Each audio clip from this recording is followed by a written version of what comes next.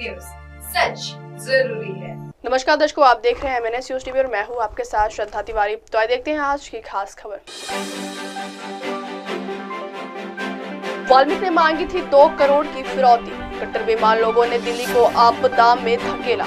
10 एकड़ में बनेगा क्रांति ज्योति का स्मारक। तो आइए देखते हैं खबरें विस्तार से। वाल्मीकि ने मांगी थी 2 करोड़ की फिरौती।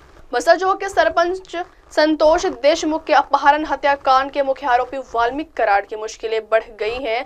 CID ने अदालत में पेश प्रारंभिक जांच रिपोर्ट में कहा है कि कराड़ ने ही पवन चक्की कंपनी से फिरौती मांगी थी। माना जाता है कि फिरौती के विरोध के कारण ही सरपंच संतोष देशमुख की हत्या की गई थी।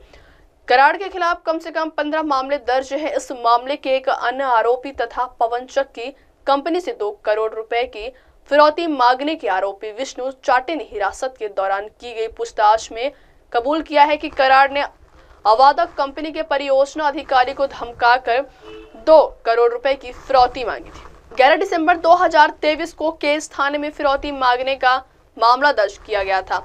इसमें वाल्मीकि कराड़, विष्णु चाटे और सुदर्शन घुले आरोपी हैं।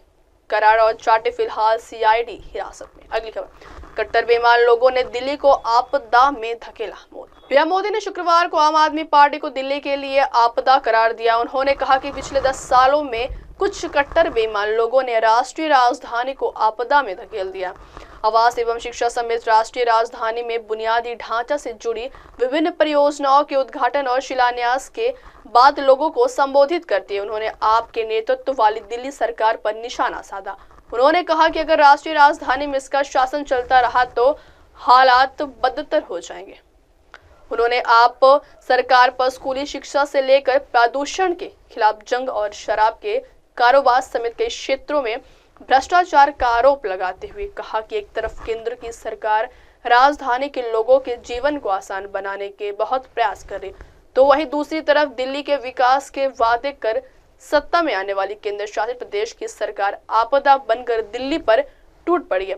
अगले महीने राजधानी में होने वाले विधानसभा चुनाव के मद्देनजर प्रधानमंत्री ने कहा कि दिल्ली ने इस आपदा के खिलाफ युद्ध छेड़ा है और इससे छुटकारा पाने का फैसला। उन्होंने कहा यह साल राष्ट्र निर्माण और लोगों के कल्याण की एक नई राजनीति लेकर आएगा, इसलिए आपदा को हटाकर भाजपा को लाना होगा। अगली खबर, 10 एकड़ में बनेगा क्रांति ज्योति का स्मारक। मुख्यमंत्री देवेंद्र फडणवीस ने कहा कि महात्मा ज्योतिबा फुले और सावित्रीबाई फुले युग प्रवर्तक है। सावित्रीबाई की जन्मस्थली नया गांव की मिट्टी एक अलग ही ऊर्जा देती है।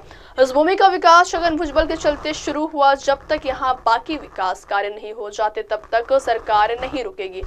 उन्होंने आश्वासन दिया कि सरकार 10 एकड़ में सावित्रीबाई का भव्य स्मारक बनाकर फुले दंपति की समानता की सोच के अनुरूप काम करेगी। वह क्रांति ज्योति सावित्रीबाई फुले की जयंती पर नए गांव में आयोजित कार्यक्रम में बोल रहे थे। इस अवसर पर विधान परिषद अध्यक्ष राम शिंदे, पर्यावरण एवं पशुपालन मंत्री पंकजा मुंडे, मंत्री अतुल सावे, शंभुराज देसाई, अदिति तटकरे आदि उपस्थित थे। फडणवीस ने कहा फुले ने उस दौर पर समानता के लिए काम किया। उन्होंने जो काम किया वह अनुकरणीय है। अब वक्त हो चला दर्शकों ब्रेक का। ब्रेक से लौटने के बाद देखिएगा देश और दुनिया की तमाम बड़ी खबरें। बने रहिए MNS न्यूज टीवी पर। नमस्कार। आप देख रहे हैं MNS न्यूज, सच जरूरी।